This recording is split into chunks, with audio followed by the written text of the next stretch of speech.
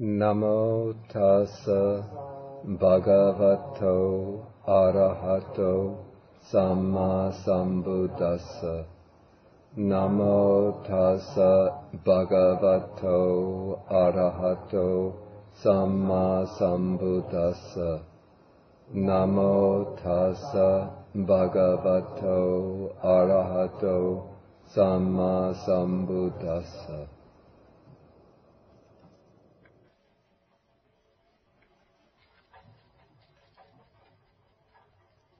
Good evening, everyone. And now, after somewhat long interval, we come back to the Mahāsakuludāyi Sutta, and we're now in what should be the very last part of the sutta. We've gone through all the different practices. Coming up, we're on page 642, section 12, paragraph 29.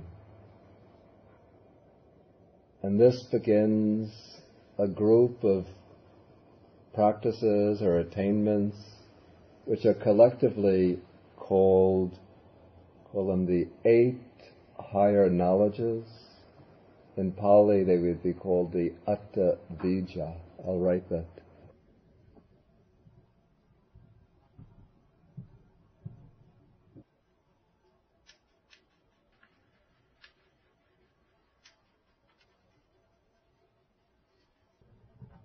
Okay, and these 8 higher knowledges include within them a group of 6. The more common is a group of 6, which collectively are called the 6 direct knowledges, Chel Abhinya. So the usual set of 6 direct knowledges or 6 super knowledges begin from paragraph 14 and go to paragraph 19, with section 14 and go to section 19. But sometimes these 6 super knowledges are preceded by 2 other higher knowledges, which are here called insight knowledge and the mind-made body. And before I discuss these higher knowledges individually, I think maybe some preliminary words are called for about them. Because usually when we start reading about Buddhism, particularly when we read about early Buddhism, the way it's presented by most Western writers on early Buddhism, it's explained as a quite rational, down-to-earth, sensible, direct, straightforward way to liberation from suffering, and it's supposed to get rid of all sorts of mystical, magical, supernatural elements. It's just be aware of your body, feelings, states of mind, mental objects. This gives you insight, wisdom, and this purifies the mind of defilements, and then you get liberation. And yet when you read the Buddha's texts, the suttas, you'll see again and again that mention is made of these higher knowledges or supernatural power, supernormal powers or super knowledges. And if we read the story literature of Buddhism, apart from the suttas, the narrative literature, one sees that quite a lot of emphasis is placed upon the acquisition of these supernormal abilities. And in the popular understanding in Buddhist countries, like the mark of a real arhat is the ability to fly through the sky. And if one doesn't have that ability, then it's not the real thing.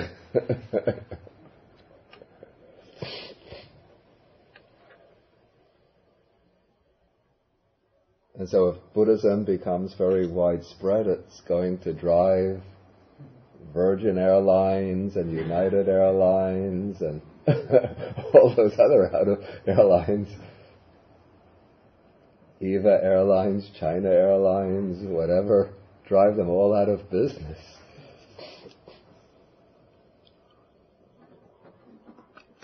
Okay, so the way I try to conceive the goals in early Buddhism, I have a picture of 3 goals, or let's say objectives in early Buddhism, graded. I would grade them in sequence according to their relative importance.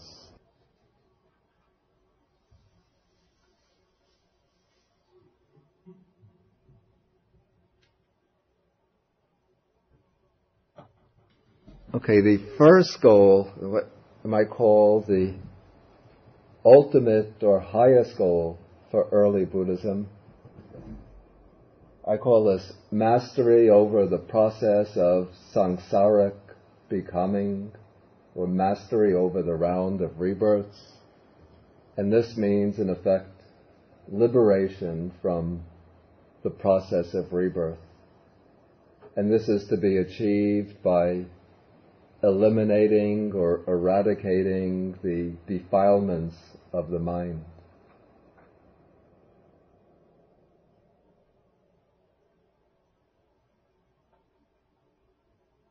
Okay, the second is mastery over the range of the mind. And this means that there are many different dimensions or domains of consciousness. These are the domains of meditative experience in the field of samadhi, concentration. And particularly here we mention the 4 jhanas, the 4 absorptions, the 4 formless attainments, and the state called the attainment of the cessation of perception and feeling. These are grouped together sometimes as the 8 attainments, that's the 4 jhanas and the 4 formless attainments, or the 8 liberations that we've gone through these in section 8 of the sutta.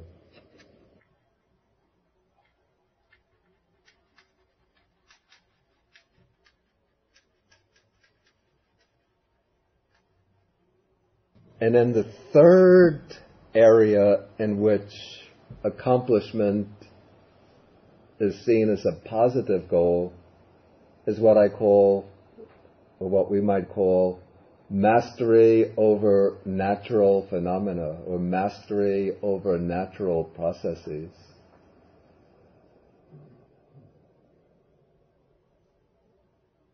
And this means that it's considered a positive good for a meditator, a monk, to be able to have such skill in the mastery of the mind that he can use his mind to control and transform natural processes in the ways described in some of the knowledges that we come to in the sections that we're going to study tonight. And this mastery of the mind, or mastery over natural processes, is made possible by the fact that mastery over the mind opens up a very deep understanding of certain hidden laws that govern the material universe. laws that are usually or always hidden from us and that cannot be discovered even by the most astute, the most skilled scientists.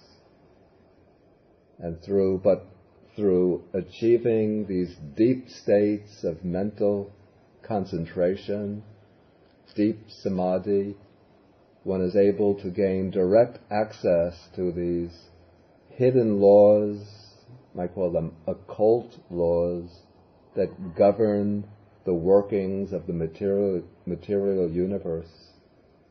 And one can then manipulate and manipulate these laws, use them, bend them, twist them in ways that will defy the workings of the ordinary conceptual mind. But then the question might come up, well, before I come to that question, let me just go through and say, okay, a meditator does not have to achieve accomplishment in category 2 and category number 3 in order to fulfill the final aim of the Buddha's teaching. That is, the Buddha's teaching recognizes that different people have different capacities, different aptitudes. And the Buddha doesn't expect everybody to achieve mastery in all 3 areas. The Buddha's final aim is liberation from dukkha, the achievement of nibbana. And so one who achieves the first goal without achieving the other 2 goals is called one who is liberated by wisdom. Technically, it's panya vimutta.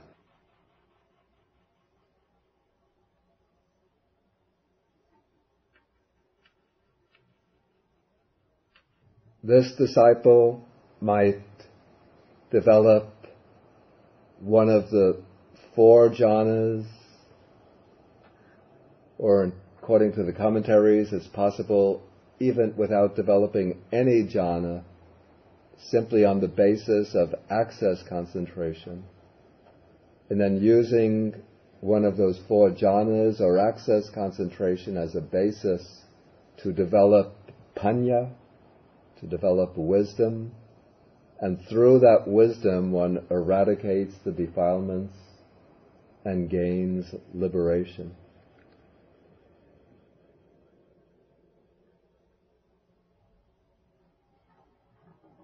Okay, but there are some disciples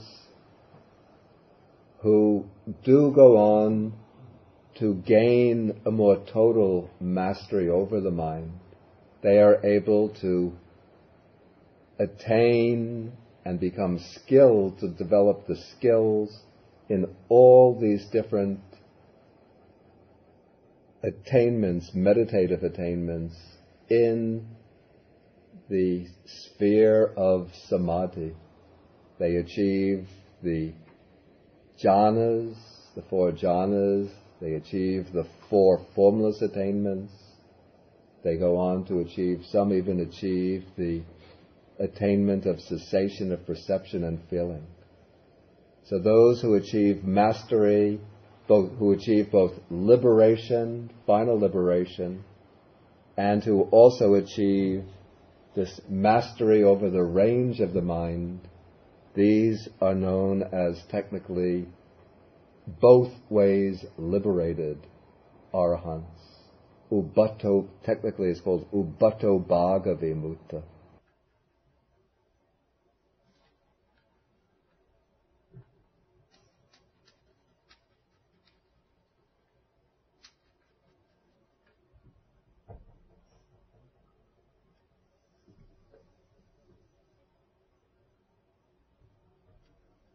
Okay, then a high degree of accomplishment in samadhi and even accomplishment in all of these 8 attainments is the prerequisite for achieving this mastery over natural phenomena, for achieving the supernormal or the supernormal or spiritual powers. And those who achieve the spiritual powers, these are called, sometimes they're called six-powered, or arhants who have the six direct knowledges. In Pali it's called chalabhinya arhants. And some might even go on to get the other two knowledges. They're called eight, I don't think that there's a distinct class, 8 Vijja arhants. The usual is just the 6 chalabhinya, 6 direct knowledge arhants.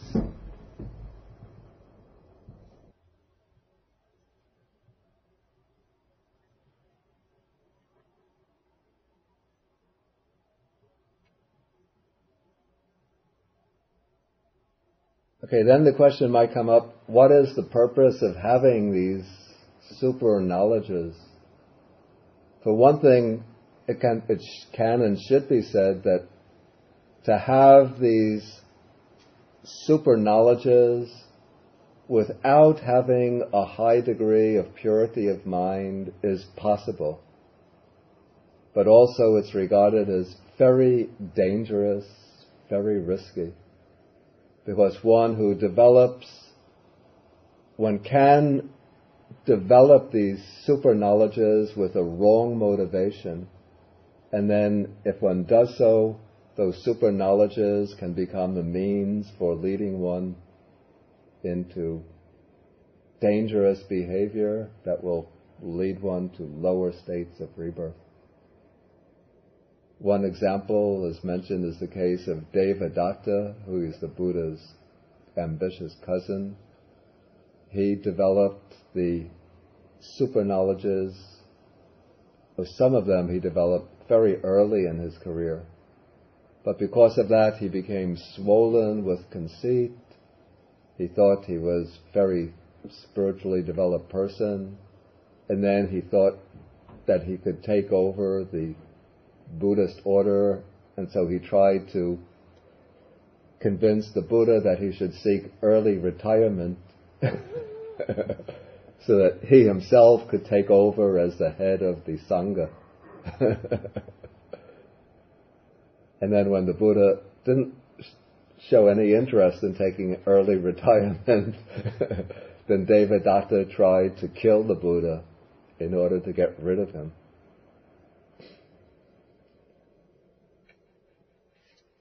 And there are many cases mentioned in the Buddha stories and also in the whole literature of Indian spirituality of yogis who develop these powers and then use them for bad purposes. And also, even though one might not have a bad intention, but one can develop these superior powers, these supernormal powers, but if the mind is not purified of the defilements, one could easily fall from one's spiritual powers and then just become an ordinary person. The famous story, I think it comes in the Pali commentaries, is told of a young novice who early as a meditator he developed these supernormal powers so that he could fly through the sky. Then one day while he was flying through the sky, he heard a young peasant girl working in the fields was singing a song. He heard the sweet melody floating up into the air, and he wondered, what is that sound, that sweet sound? And he came down to find out. Then he saw the peasant girl, and then fell in love with her,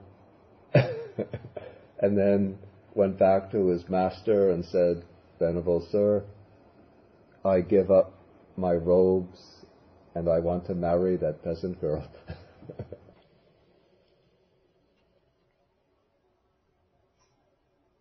Okay, so the attainment of the supernormal powers is not in itself a mark of perfect achievement. It's not a mark of holiness. But the Buddhist texts consider it to be, I would call it, a sign of spiritual accomplishment, not necessary for liberation, but perhaps in India, in the time in which the Buddha appeared, many of the yogis had mastered these spiritual attainments. And for them it was considered the mark of attainment, of true attainment, to have these super knowledges. So if the Buddha himself appeared on the scene and didn't have them, people would think, how could he claim to be an enlightened one?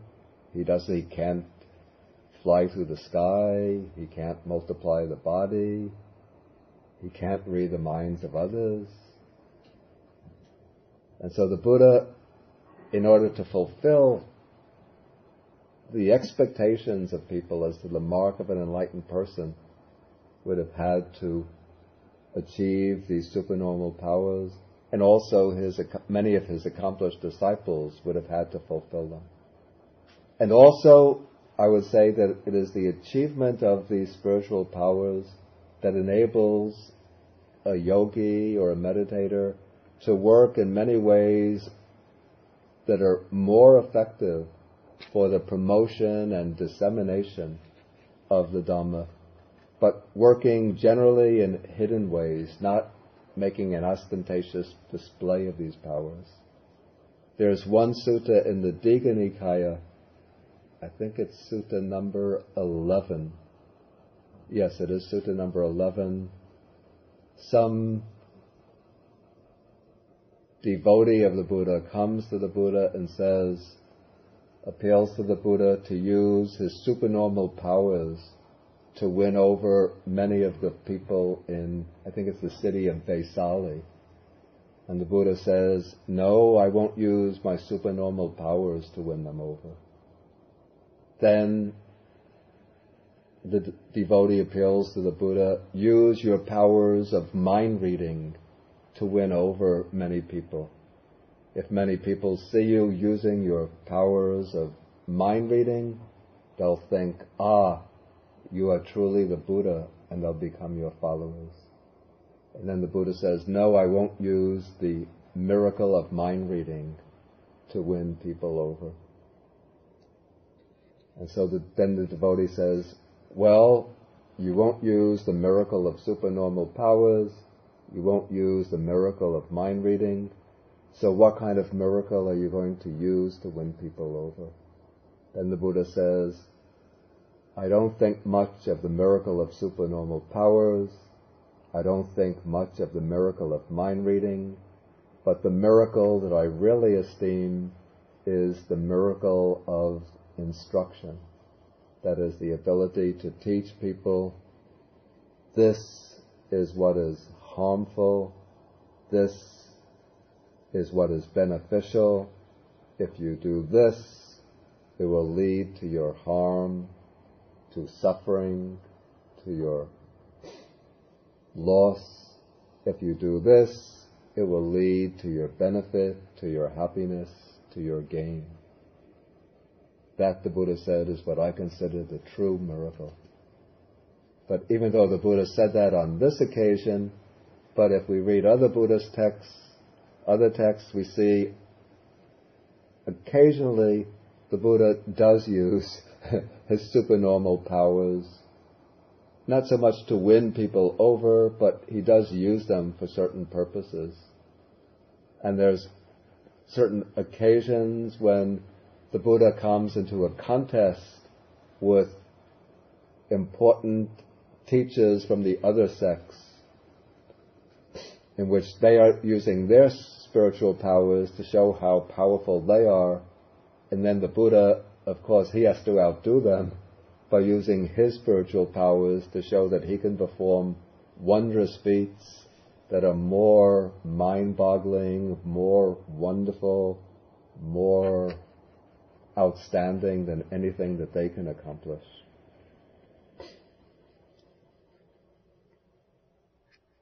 Okay, so from this, let us examine these higher knowledges or spiritual powers. Okay, the first one we come to is called insight knowledge. And this doesn't seem to have anything especially supernormal about it. The Buddha says to Udāyin, I have proclaimed to my disciples the way to understand thus this body of mine made of material form, consisting of material form, consisting of the four great elements, procreated by a mother and father, and built up out of boiled rice and porridge, is subject to impermanence, to being worn and rubbed away, to dissolution and disintegration, and this consciousness of mine is supported by it and bound up with it. Then he uses an example, a simile, of a beryl gem, a very high quality gem, and through it a thread is strung. And then a man with good sight might take that gem in his hand, look at it, and see this is the beryl gem of purest quality, and this is the thread that is running through it, blue, yellow, red, white, or brown thread. Here the gem represents the body, and the thread running through the gem represents consciousness. And so according to the commentary, this knowledge, or higher knowledge, is said to be Vipassana jnana, that is, insight knowledge. And it's explained simply as the discrimination, the distinction of the body consisting of the four great elements and consciousness. But I have to say, I'm a little bit doubtful that this should actually be understood to be insight knowledge. Because later on, at the very end, mention is made of the knowledge of the destruction of the taints, of the defilements. And with this, we can understand the insight knowledge to be included. So it would be puzzling to me that insight knowledge should again be mentioned separately. It can just be that this ability to use the power, strong power of samadhi, and then to look at the body, and then to see very clearly, almost visibly, the distinction between the body and consciousness, that can be considered just a superior knowledge in its own right. It doesn't have to be seen as an insight knowledge. And usually insight knowledge is explained as the knowledge of the five aggregates being subject to arising and passing away. And here, this knowledge is not explained in those terms.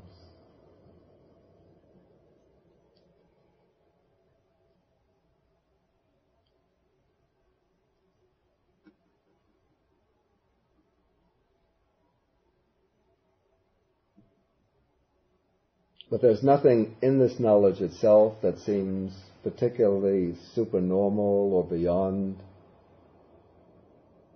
say, the range of ordinary conception, of our imagination as to what is possible. It just seems to be a very highly refined knowledge possible when the mind becomes strongly concentrated. Does anybody have any questions or comments about this? Ken? It says that it's subject to impermanence, so isn't it related to the insight? Yeah, that seems to introduce a note that could connect it to insight knowledge, but that being subject to impermanence, notice it's ascribed only to the body here. It's not really something that's ascribed to, it doesn't develop in the usual questionnaire, the way the Buddha develops it. Form is impermanent, suffering, not mine, not I, not self. It's not yet developed in that way. So it might be that this is actually the beginning of insight knowledge, but I'm just a little doubtful of it.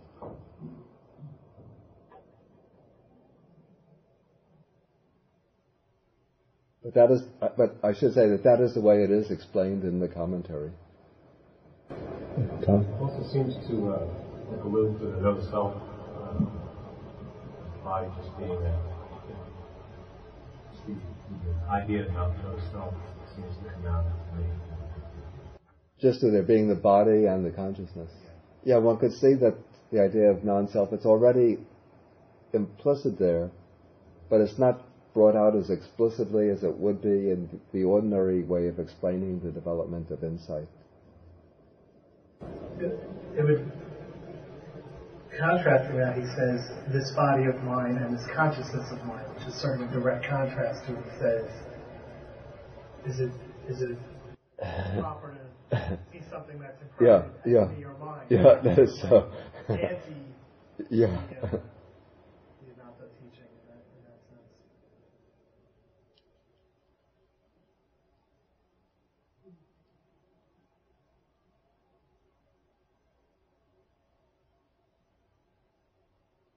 Okay, I don't want to dwell too long on this. So let us then move on to the next, which is in section 13. It's called the mind-made body. Manomaya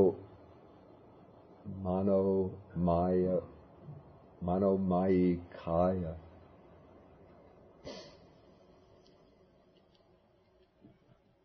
Okay, I have proclaimed to my disciples the way to create from this body, that's from one's normal physical body, another body having form. That is, that other body is a form body. It's not just a mental imagination, but it's mind-made. It's created by the mind with all its limbs. That it's an exact replica of one's own physical body, lacking no faculty. That is, it has, or it appears to have, all of the faculties of the ordinary body. It appears with eyes, ears, nose, tongue, skin. And then the text gives some similes. Just as though a man were to pull out a reed from its sheath, and he might think thus, this is the sheath, this is the reed, the sheath is one, the reed is another. It is from the sheath that the reed has been pulled out. And so the sheath is like the ordinary physical body, and the reed that has been pulled out is like this mind-made body.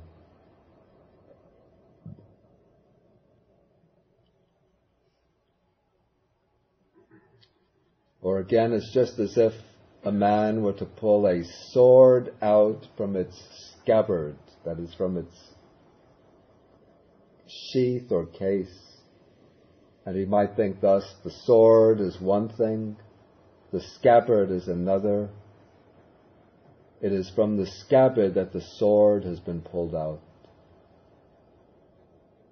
Or just as though a man were to pull a snake out of its slough, is that pronounced, or slow? I'm not sure how to pronounce that.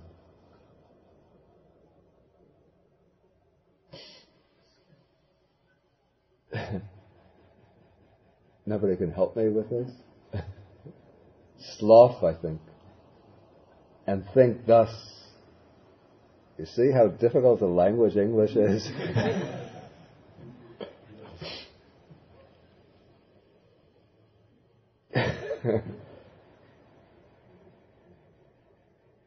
To pull a snake out of its slough and think thus, this is the snake, this is the slough, the snake is one, the slough is another. It is from the slough that the snake has been pulled out. So I have proclaimed to my disciples the way to create from this body another body, having form, mind-made, with all its limbs, lacking no faculty. And thereby many disciples of mine abide, having reached the consummation and perfection of direct knowledge.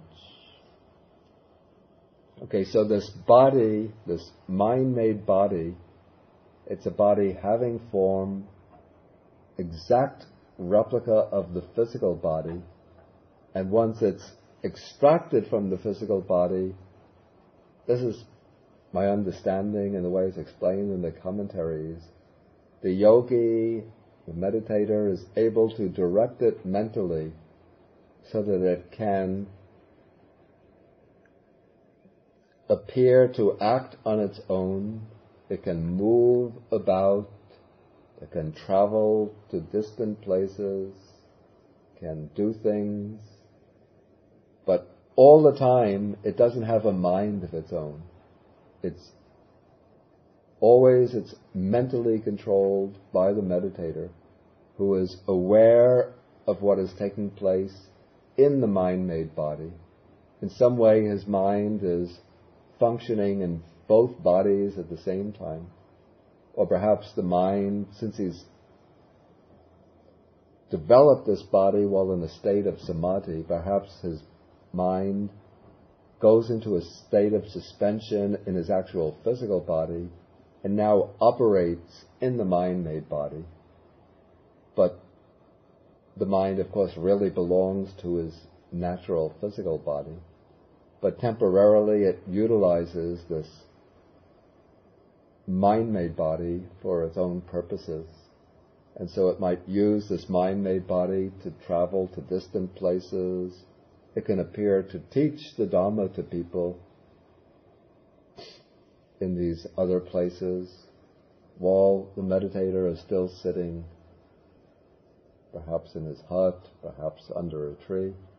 And then when it's served its purposes, then he withdraws that mind-made body, returns it, comes back into his physical body, and then he resumes his normal activities with his mind in his physical body.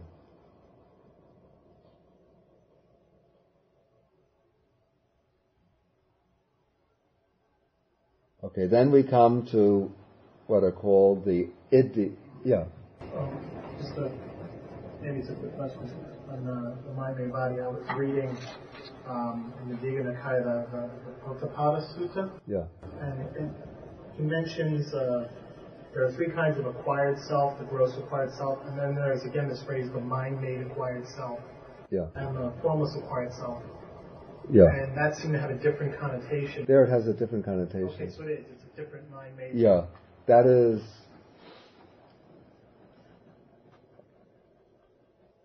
The form of existence that takes place in the Brahma world as a result of developing the jhanas here. That's the way I would understand it.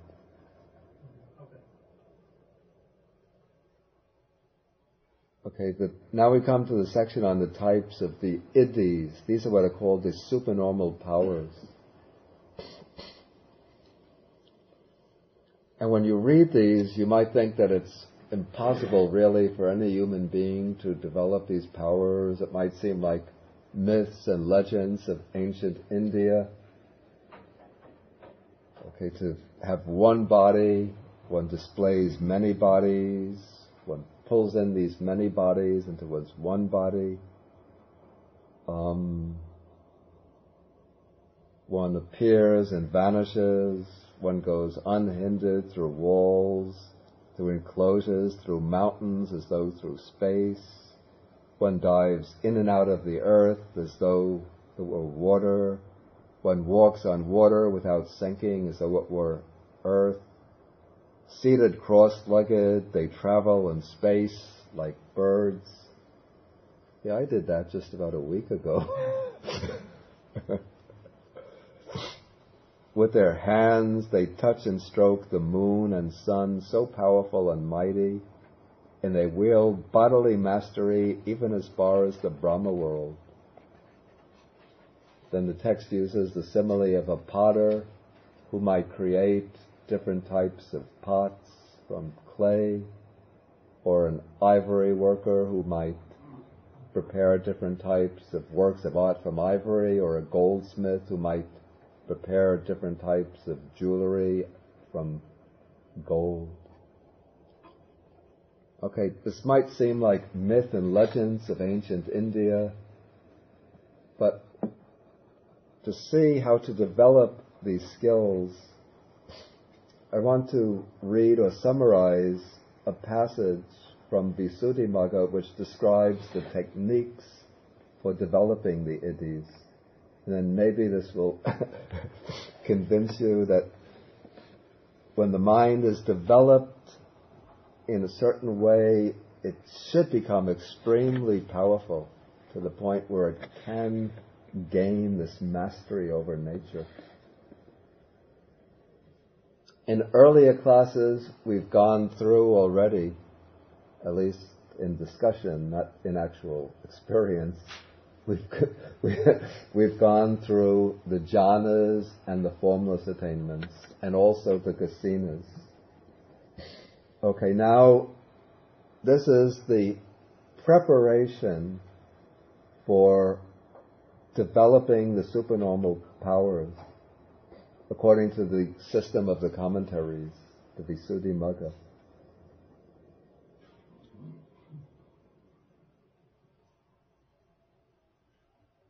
Okay, first we have 8 kasinas. Remember the kasinas, the earth kasina, water kasina, fire kasina, air kasina. Then the color kasinas, blue, red, yellow, white kasina. Okay, what one has to do is to take a single jhana, the first jhana, and gain the first jhana in each of the 8 kasinas. First one takes the earth kasina and gains the first jhana in the earth kasina. Then one comes to the water kasina, fire kasina, air kasina, then the 4 color kasinas. Till one comes to the white kasina. Then one goes in reverse. One gains the first jhana from the white kasina, then one comes to yellow, red, blue, then air element, fire element, water element, earth element. Then one goes back and forth in forward and reverse order, still using the first jhana. Okay, then one takes a single kasina object, starting with the earth kasina, and then one develops the 8 jhanas, or the 4 jhanas, the 4 formless attainments, based upon that earth kasina object. And so with a single kasina object, one goes through the 8 attainments. Then one takes the next kasina object and again goes through the 8 attainments.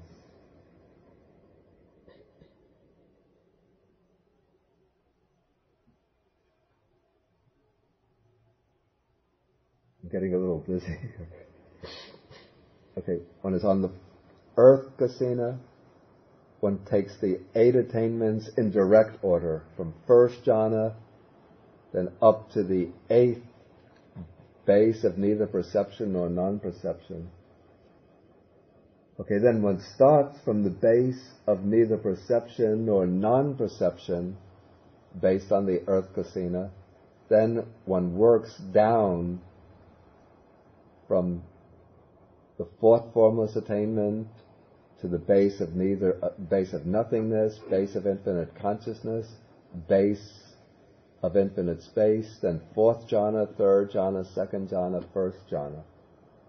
Then one has to go very quickly in forward and reverse order based on the earth kasina. From the 1st jhana up to the 8th attainment, from the 8th attainment down to the 1st jhana, all on one kasina.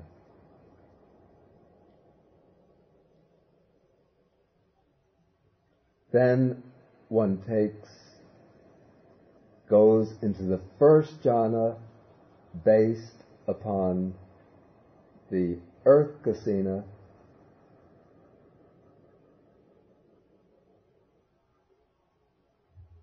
but then one goes through each of the jhanas, each of the 8 jhanas, one goes through them and based upon each of the kasinas individually. So one then masters all 8 jhanas based upon all 8 kasinas. Then one skips jhanas, one alternates jhanas without skipping the kasinas in the following way.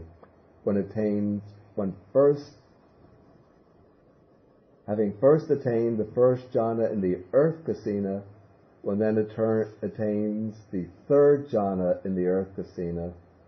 Then, having removed the earth kasina, one attains the base consisting of boundless space, then the base consisting of nothingness. It goes on like this for several paragraphs describing the different skills. I don't want to go into all the details.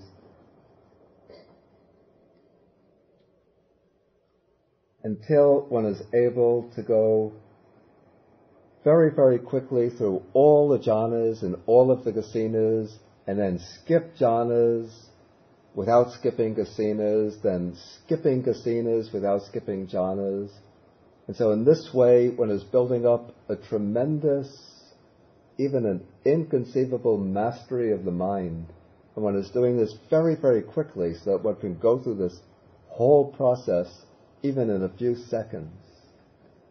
And so after one has gone through all of this whole preparatory process, one is then able to gain this enormous reservoir of mental power.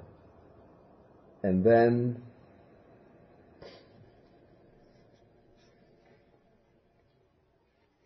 one directs the mind, which has that power, to the exercising of these supernormal powers.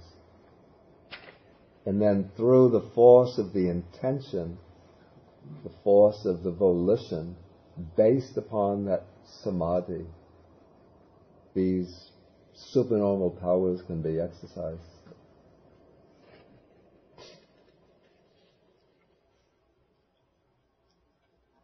Okay, so this is the practice of the iddhis, the supernormal powers. Then in paragraph 15, we come to the divine ear element. This is the ability. I'm going to go through these quickly because I want to finish the sutta. We have to finish the sutta tonight. Okay, this is the divine ear element, described as purified, surpassing the normal human ear.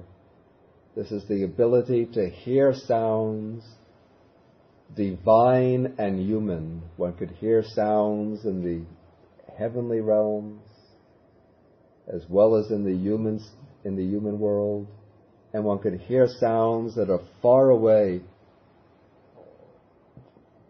even perhaps in sounds on the other side of the world, as well as near. One doesn't need a telephone, but just through one's own yogic powers, one could hear sounds, voices, conversations.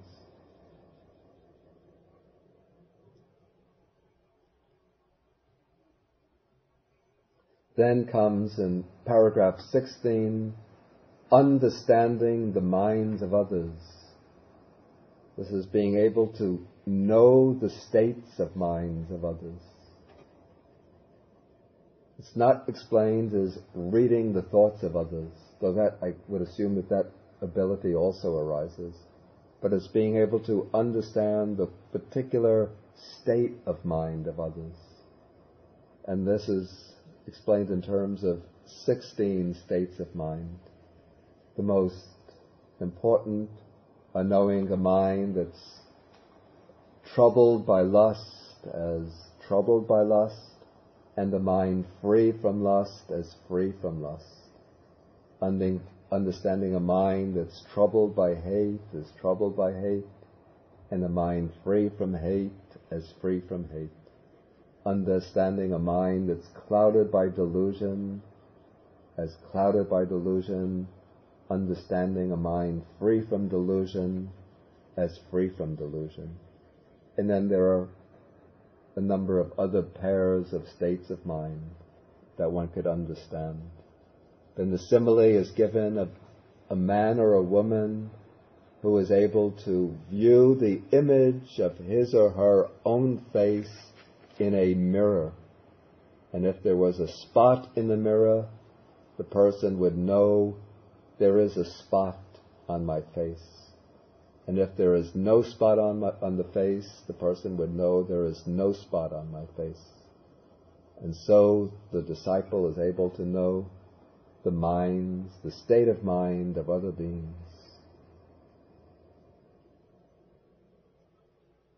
Okay, section 17 is the recollection of past lives.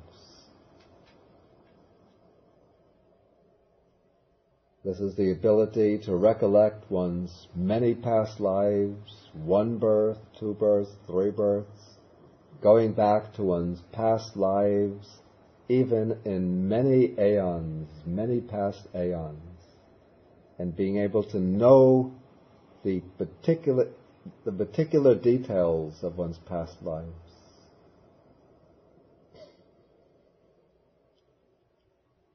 And the simile is given here in the sutta of a man who might go from his own village to another village, and then back from that village to his own village, and on doing so he might later recollect how he went from his own village to that village, and then back to his own village.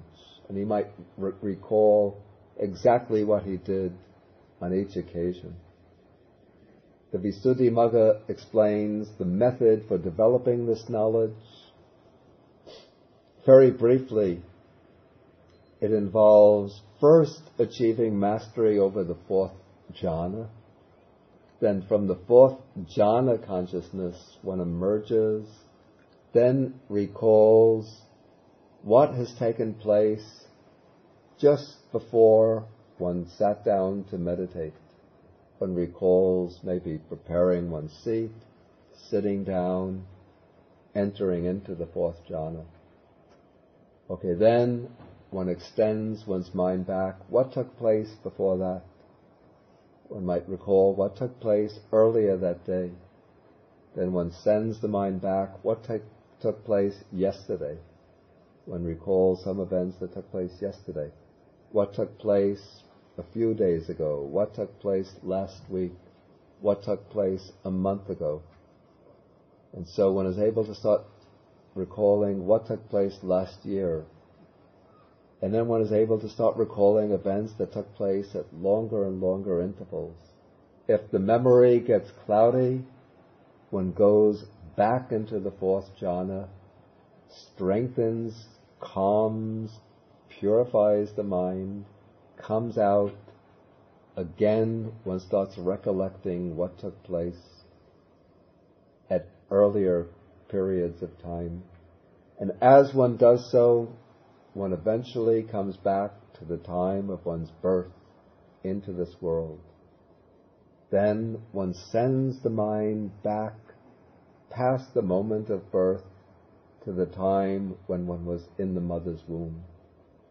One starts recalling the period of development in the womb. One comes all the way back to the moment of what's called the moment of rebirth linking, the first moment of consciousness in this life. Then, when one tries to recollect what took place before that, it said one comes right up against the stone wall.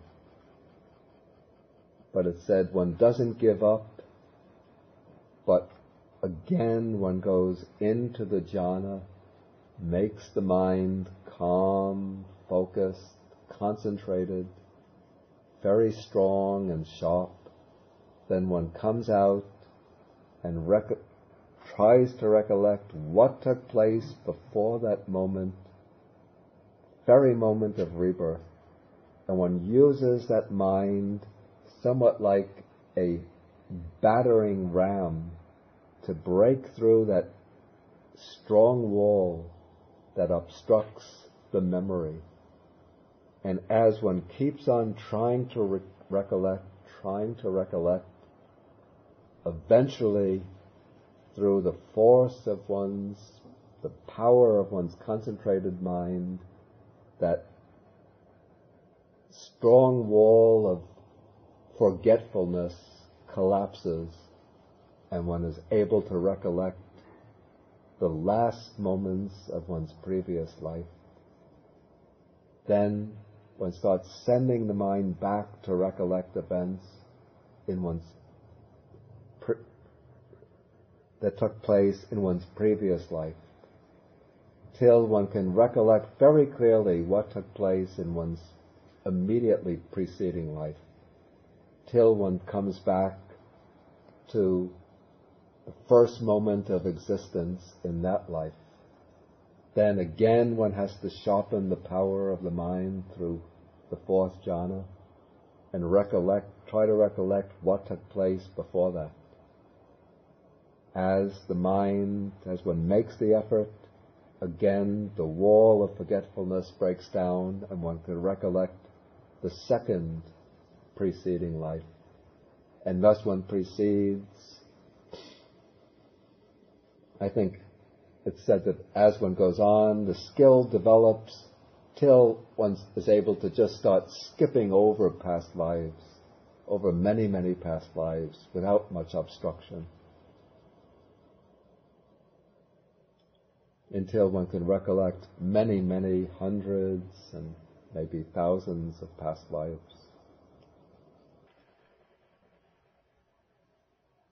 Okay, then the next comes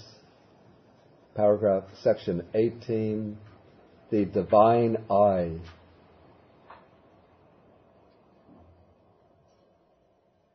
The divine I actually has several functions. One function is to be able to see events taking place in other realms of existence.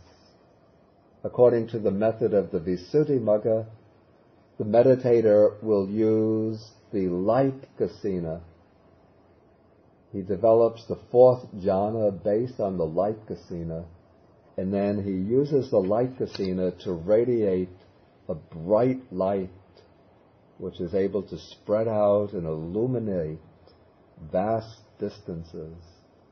And that light kasina, if there's a suitable, sufficient power of development behind it, will eventually extend to, the light will extend to other realms of existence. And so one will be able to see what is taking place in the heavenly realms, the ghostly realm, the hell realms. But one specific function of the divine eye is to see the consciousness of beings as they pass away from one state of existence, the present state of existence, and take rebirth in other states of existence, and to see how their rebirth takes place in accordance with their karma, with their actions in this existence. And that is what is described in paragraph 35. And this is illustrated by the simile of, suppose there were two houses with doors, and a man with good sight is standing there, and he sees people entering these houses and coming out and passing from one to the other. And so the meditator with the divine eye is able to see people coming out from one realm of existence and passing over to another realm of existence, and to understand why they pass from one realm to another, how their rebirth is governed by their karma, by their deeds. Okay, in section 19, we come to the destruction of the taints, of the defilements. And this direct knowledge, unlike the others, does not require the full development of all of these powers of samadhi. But this particular direct knowledge, the attainment of deliverance, can be achieved, certainly it can be achieved based on any of the four jhanas, even based on the first jhana, according to the suttas, and according to the commentaries, it's even possible to achieve without attainment of any jhana, but based upon what is called access concentration, upachara samadhi. Okay, so I'll read this one. Again, Udāyi, I have proclaimed to my disciples the way whereby, by realizing it for themselves with direct knowledge, they here and now enter upon and abide in the deliverance of mind. It should be enter upon and abide and enter upon and abide in the deliverance of mind, deliverance by wisdom that is taintless with the destruction of the taints. It's actually one deliverance or one liberation called deliverance of mind, deliverance by wisdom. The translation here is a little misleading. It's not two deliverances, but it's one called Ceto Vimutti, Panya Vimutti. Anasavang Ceto Vimutti, Panya Vimutti. It's a deliverance of mind that is also a deliverance by wisdom. And it is taintless because it comes about through the destruction of the taints. The taints are the root or most fundamental defilements of sensuality, craving for existence, and ignorance. And when they are destroyed, uprooted, then one is able to enter upon and dwell in this very special, very unique liberation of mind, achieved through the full development of wisdom. Then the simile is given of a lake in a mountain recess, The lake is clear, limpid, undisturbed, and a man with good sight standing on the bank would be able to look into the lake and see the shells, gravels, and pebbles, and the fish swimming about, and he would be able to identify each of these items very precisely.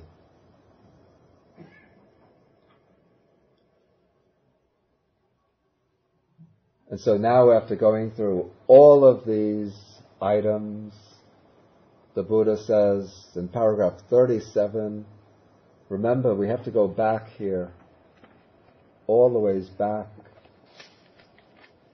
to the 5 things on account of which the Buddha's disciples revere, honor, respect, and venerate him.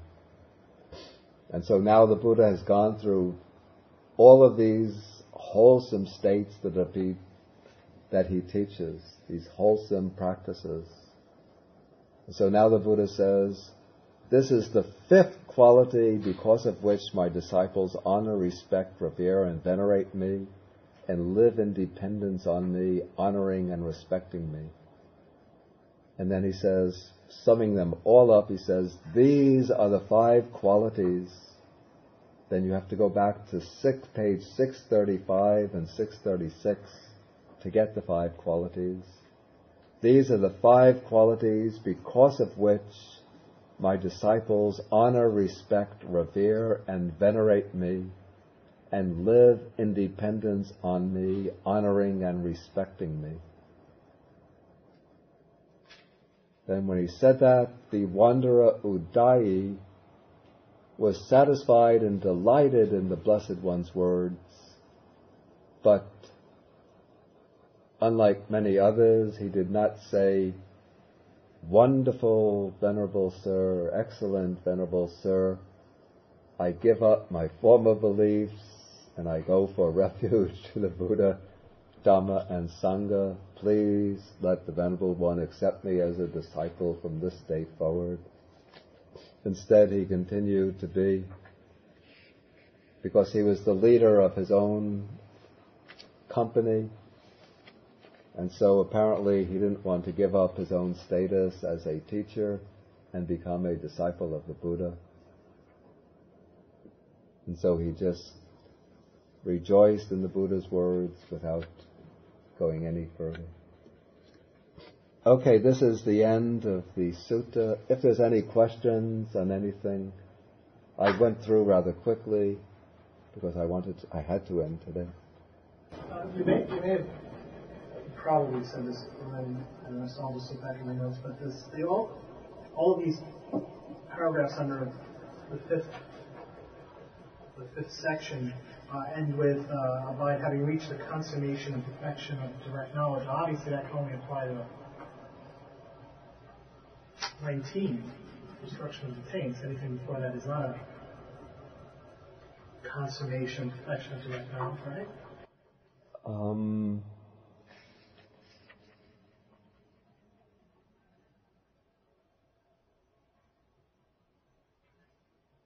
I don't think that the Buddha would have praised the disciple for having reached perfection in any of these other direct knowledges if they hadn't also reached the destruction of the taints.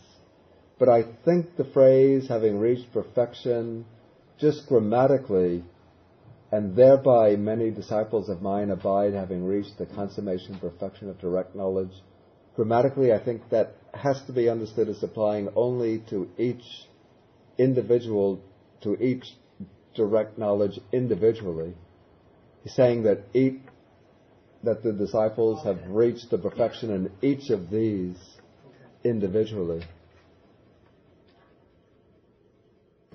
Perfection of direct knowledge of this thing that Yeah. we're talking about in this. Yeah. Okay. Yeah.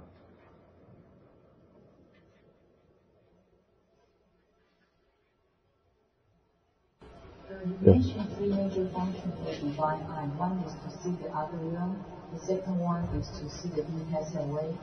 And I prefer that based on their action. I don't think I said 3. I said that there are some other functions of the divine eye. I don't think I mentioned 3, but I'll check on this, because the Visuddhimagga does give several functions of the divine eye. I know one that's mentioned in the Visuddhimagga is called knowledge of the future. So the divine eye is supposed to give knowledge of some future events. But let me just check on this.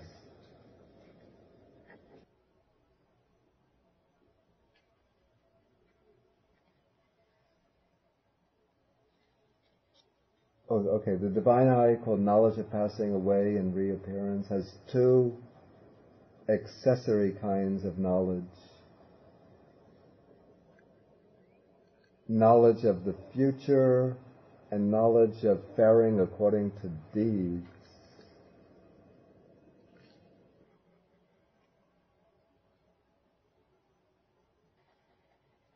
I want to see if it gives some explanation of these.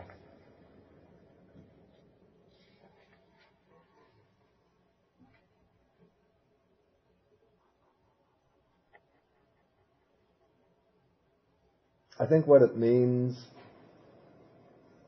knowledge of passing away and rebirth would just be the ability to see beings passing away and being reborn.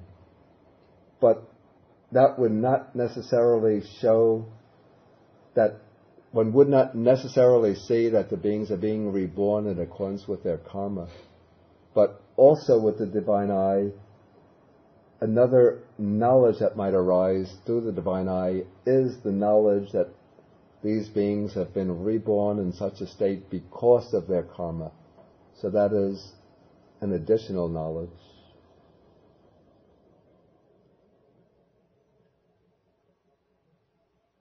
And through the divine eye, one also gains some knowledge of future events. It doesn't go into any detail about what's meant there. And also I've read elsewhere that through the divine eye, one is able to see events taking place in other realms of existence. So that's another aspect of that knowledge. In the process of passing away and rebirth, is that instantaneous, or is there an interval? Oh, this is a somewhat controversial issue. There are different opinions between the different schools.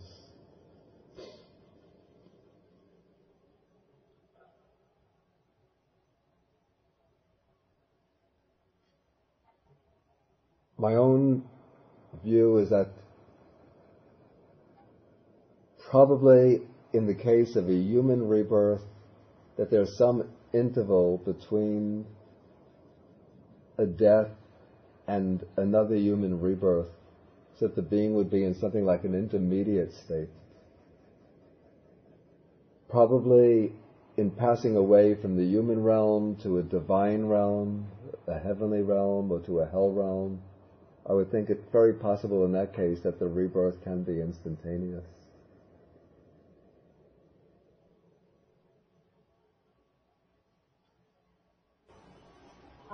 Is there, in the paragraph on the kinds of supernatural power, there's this being becoming many and then becoming one. Yeah. Is that an extension of the mind-made body? I mean, is it, or is that a different sort of? It's considered a different power, though it seems to have something in common with the mind-made body. It's the mind-made body has these specific, it has to have all its limbs, it has to have all its faculties. Are those same requirements put in for the many becoming one? Yeah. When one's own body becomes many, those many bodies look exactly like one's own body. So that I don't actually see why the mind-made body should be mentioned as a separate power or separate knowledge once the ability to become many is mentioned. It's just perhaps that in the Buddha's time that was considered like a separate yogic achievement, and so the Buddha included it within his own system as a separate achievement.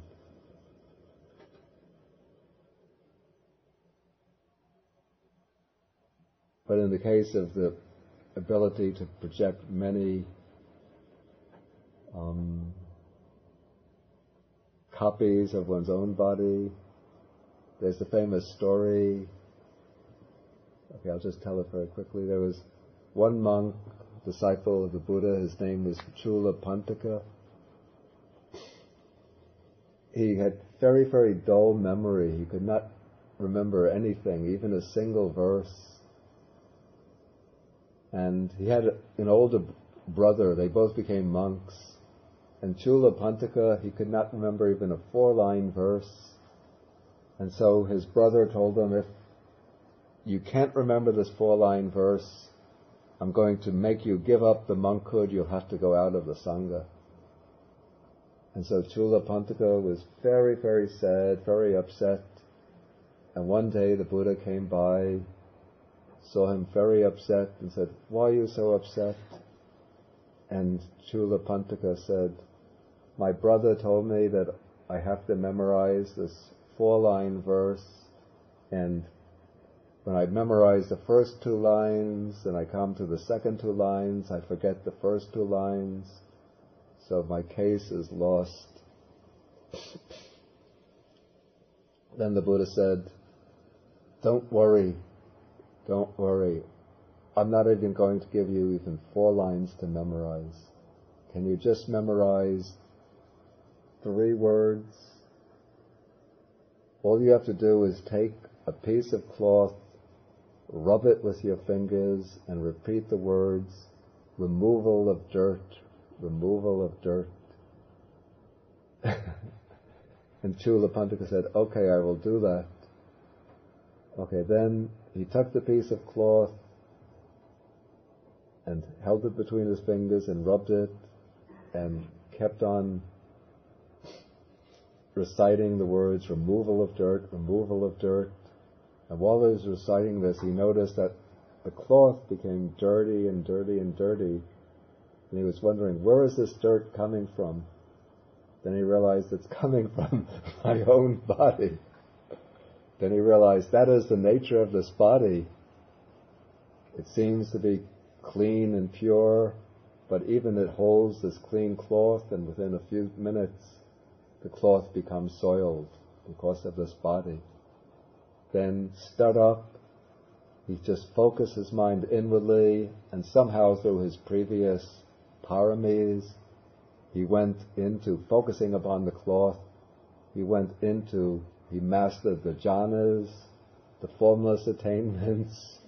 Then he developed this power of multiplying his body. And so he was able to send out many, many copies of his body, so that the whole of the monastery was filled with copies of his own body. Then somebody came to invite the Sangha to an almsgiving, and he wanted to invite Chulapantaka, and he saw so many Chulapantakas in the monastery, he didn't know which one to invite. So he went to the Buddha, the man who wanted to invite the monks to the almsgiving. He went to the Buddha and said, I want to invite Chulapantaka, but there are so many of them, I don't know which one to invite. The Buddha said, you just grab hold of the robe of the first one that you see and say, I invite you to the almsgiving. And so then he grabbed hold of the first Chulapantaka's robe that he saw and said, I invite you to the almsgiving. Then all of the other Chulapantakas disappeared and only that one remained. Okay, we have to stop now. Okay, we end by sharing the merits.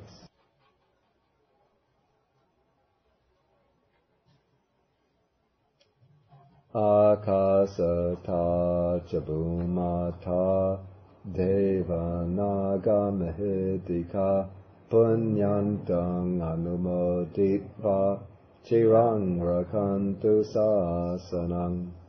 Akasata chabumata deva naga mahedika punyantang anumoditva Chirang rakantu desanam akasata chabumata deva nagamahidika punyantang anumoditva chirang rakantu mang parang etavata cha mehi sampadang punya sampadang sabbe deva anumodantu sabba sampati siddhya etavata cham hehi sampadang punya sampadang sabbe bhuta anumodantu sabba sampati siddhya etavata cham hehi sampadang punya sampadang sabbe sata anumodantu sabba sampati siddhya.